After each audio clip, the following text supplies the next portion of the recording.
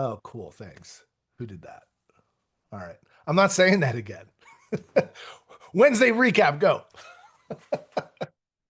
Who wants to go first on your ahas and takeaways from Wednesday and Wednesday's conversation with arguably some of the most productive and powerful leaders in our organization, in our company, including the CEO of a publicly traded number one largest real estate franchise on the planet, or real estate brokerage on the planet. So I think and Ramil and I talked about this a little bit on the way home. There was a lot of it that was team centric. So trying to, for the audience we have, maybe not necessarily dive deep into the team centric stuff.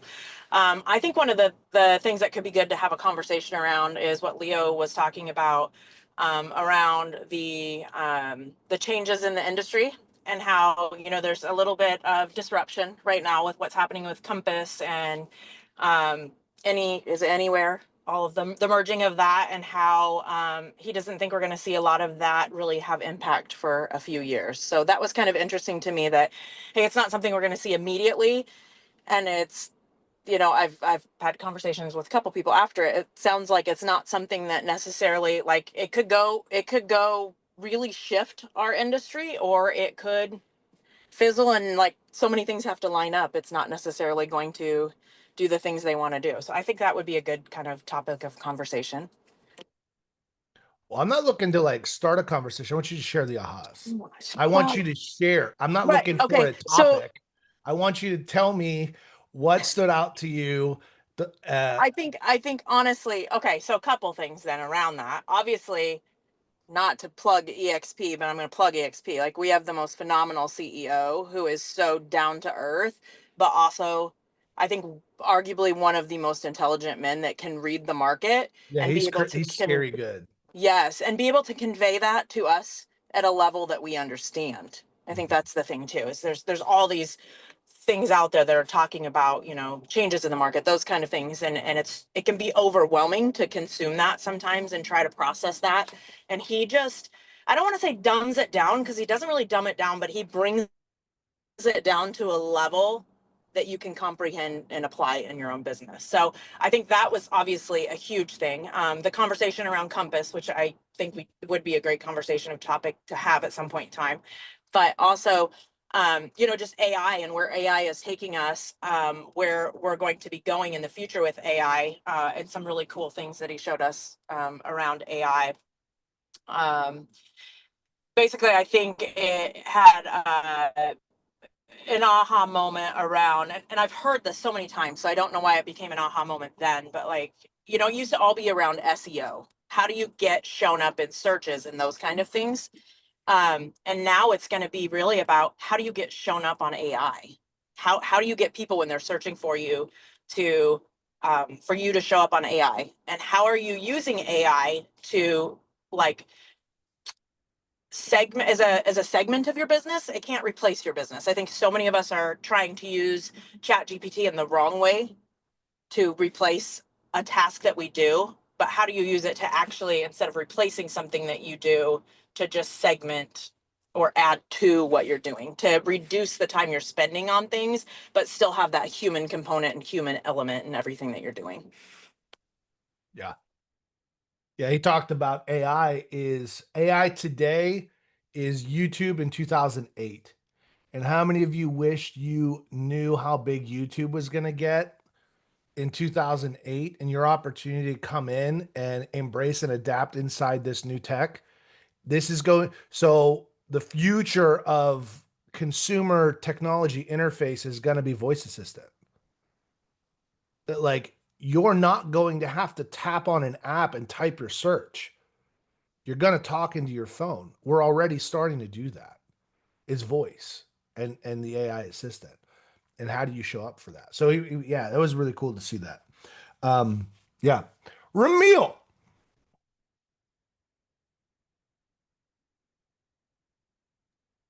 1 second, I'm parking. All right. Oh, all right. Um, yeah, I would say the biggest aha I got was really into something again that we hear a lot all the time is your mindset around, whatever it is, a goal you want to complete, tasks you have to do, whatever it is. But like just a little mind shift, changes the whole, outcome and circumstance. And then it was encouraging to see, like, listen to Kyle and Dan and the things they're doing, right? They're doing stuff that is, a million levels above what I'm doing. And, they don't have a fear going into that, like merging two mega teams together to make it, work. And I'm, worried about like my first hire, like hiring an admin. So just putting it into like perspective that way, where, not to downplay where I'm at, like as far as like the level goes, but like there's just so much more to be had, where it really doesn't make sense to be, like scared or worried at my level, like if that makes sense. And just a little mind shift change, and perspective change, a different, vantage point, um, completely reshapes it. Yeah. Yeah. I think one of the things you said is really key. And yet what if you caught, they also said that they explored that opportunity for more than a year and just would get together once or twice a month and then just attack the problem and like work through it. And I mean, even the day of the event, they said they literally just yesterday fired their entire staff and had to rehire them through the new entities. Like I'm just sitting here going, "Oh man, that's heavy." Right? Like what an interesting problem. Um yeah. Um it really opens your eyes, right? Which is why I wanted to ask the question. I was like, how do arguably two of the most successful individual agents in their own market get over themselves enough to say, "Hey, let's do this together." And like, how do we figure that out? And I'm like, that's such a huge like if I attempt to like look at myself and say, do I have enough self-awareness to be able to tuck my ego away at that level? Like these guys are each deep seven figures in their own businesses individually and are now combining to create $1 billion real estate team, like in annual sales. Like individually, they were like 600 and 400 million individually. And now they're coming together for over $1 billion in sales in San Diego. I was like, that's monstrous. That's so different. And they're not like quiet and passive leaders. They're both top influential from the front killers. And that's why I was super curious. I was like, how do two individuals like you even come around to the conversation saying, well, let's just do this together? And I thought it was really cool for them to be able to go, well, we've been working together for 7 years. And he's like, when you get into business, somebody, you really need to know who they are. And I believe, and I thought that was really fascinating. It's like you see who people are when they're tested, when there's pressure, when the cash is gone, when they're up against the wall. How does somebody show up? Who are they truly at their super core when squeezed at the highest level? What comes out when there's nothing left but their true essence? That's who you get. That's who you're partnering with. I thought that was a pretty fascinating thing. That was pretty neat to see. The other the other side of it, I find it really interesting that you said everything was so team centric and didn't apply. And I think that's probably one of the biggest mindset issues that most agents have is whether you're a solo agent with an admin or an agent with a couple team members. When you're in a room with somebody that's talking about how they built their organization, you feel like, well, this doesn't apply to me. I don't have to listen. As opposed to when the consumer's hiring you, that's your competition. So if as an individual agent, if you're not thinking how to show up and deliver at a level that a team, like if they're coming in behind you, you don't say, well, shoot, it's not mine anymore. Because now this monster team comes in. That's not fair.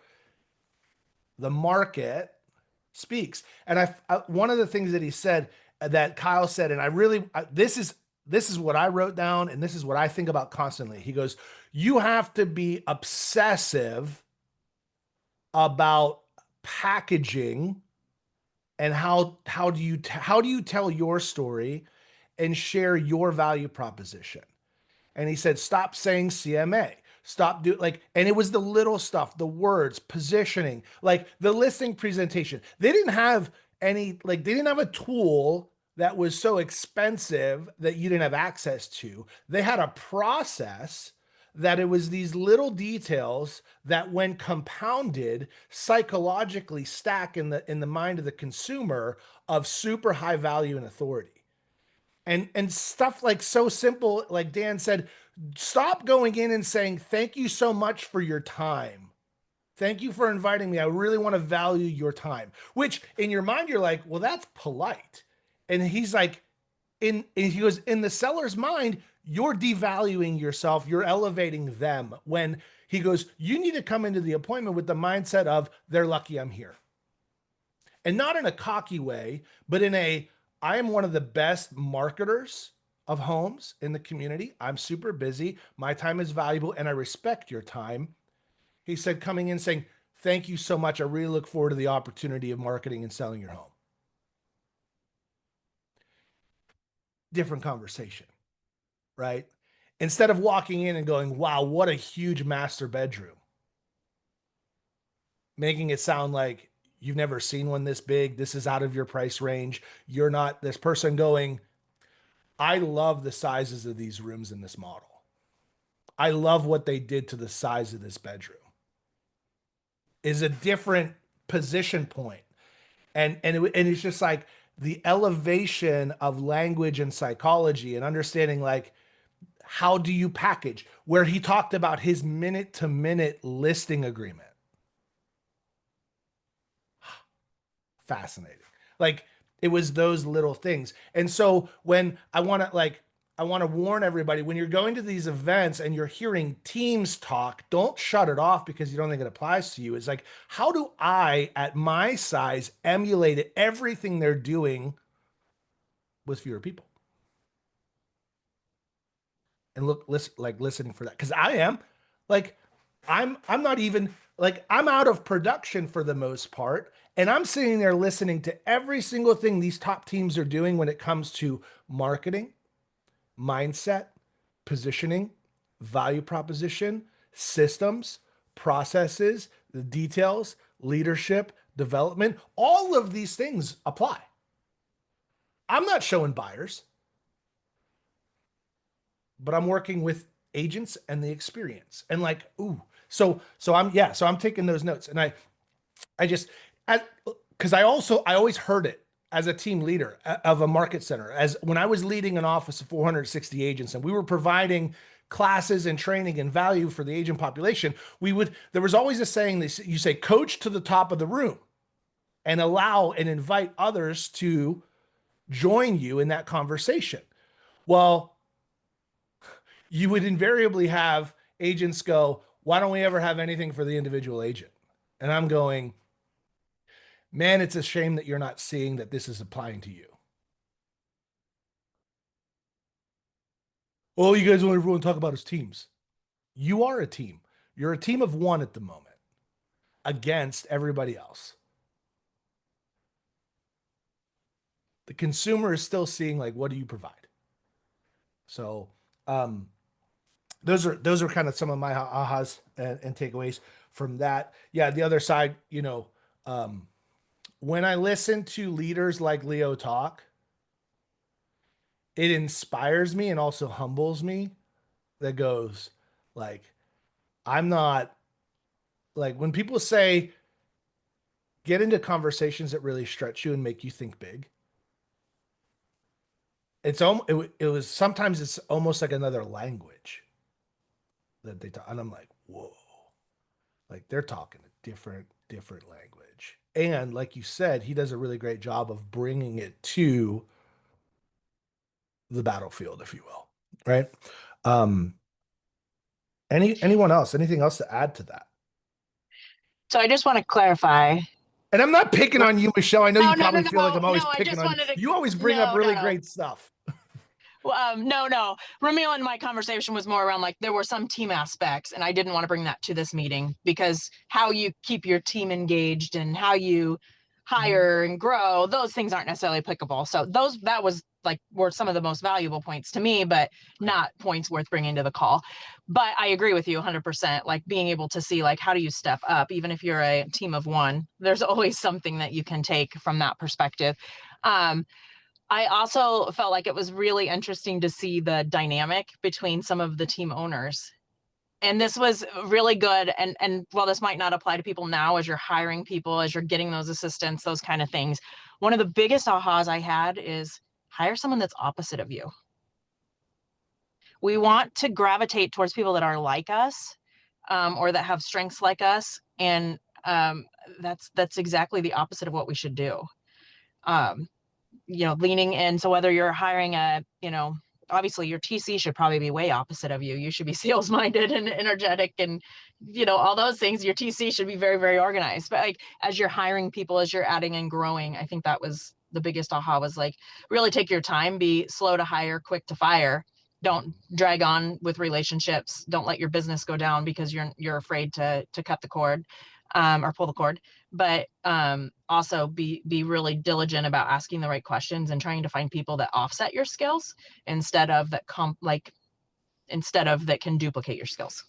I want to add to that as well. And if like from the team panel, the number one regret or warning from everybody on the team panel was live by your standards and don't be apologetic to have high standards.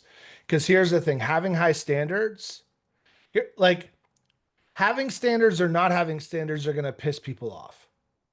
Having standards pisses off non-producers and it inspires leaders. Not having standards pisses off high producers and inspires the non-producers. Not having standards allows non-productive agents to just suck you dry with their needs and excuses and wants, etc. Having standards inspires and fires up the right people and pisses off the right people. No matter what you do, you're going to piss somebody off. Make sure you're pissing off the right person.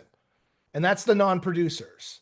Not that I don't love all agents. Everyone has the opportunity to step into the opportunity. Everyone has an opportunity to step into the opportunity. Having the standards was everything. And do you remember when Kyle and Dan were talking about their quarterly meeting and they were talking about who they hired and then who they let go that quarter? And then they would also have their quarterly top producer meeting and they would go to the luncheon and say, what was your favorite part about our quarterly meeting? And they're like, we love seeing all the people that you let go. Because we know that you're looking to protect this and this is special. And that's the cool part. And I know from my own perspective,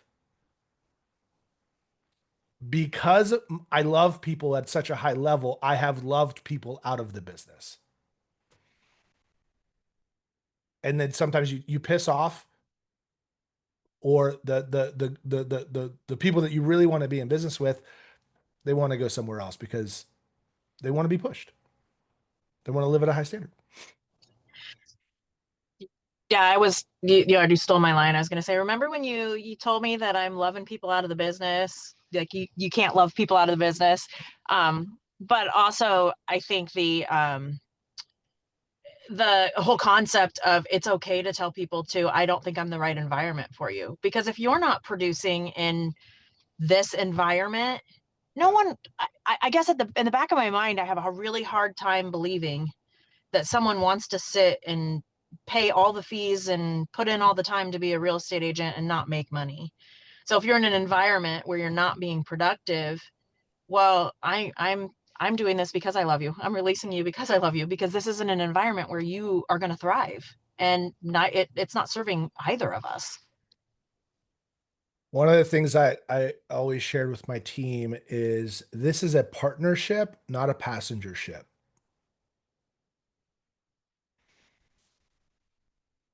You can't just sit in the back and drag us down. It's a partnership. Everybody's got to row. And if you're not rowing, well, and one of my mentors was, if you're not 100% for the team, you're 100% against it. There's no middle. If we're not all rowing in the same direction, you're rowing against the team. You're making it harder for everybody. So love that. I just, again, it's just the value. Like, I invited a lot of people to come to this thing, and it's always fascinating to me to find out the people that are too busy. And I was like, all right, again, I'm not tied to the answer, but it speaks everything. The only other opportunity for you to get into a room with Leo is once a year in Miami, unless you're one of the top 100 agents in the company and you get to see with him quarterly, like in person. And so it's a free event. Even if you got to drive a little bit, to be in a room of less than 100 people to talk with the CEO of the company and two of the biggest producers in our entire organization, like, help me understand. So anyways, that's it. It's 9:30. It's Friday. Really good at Haas. Thanks everybody for being here. We'll see you Monday.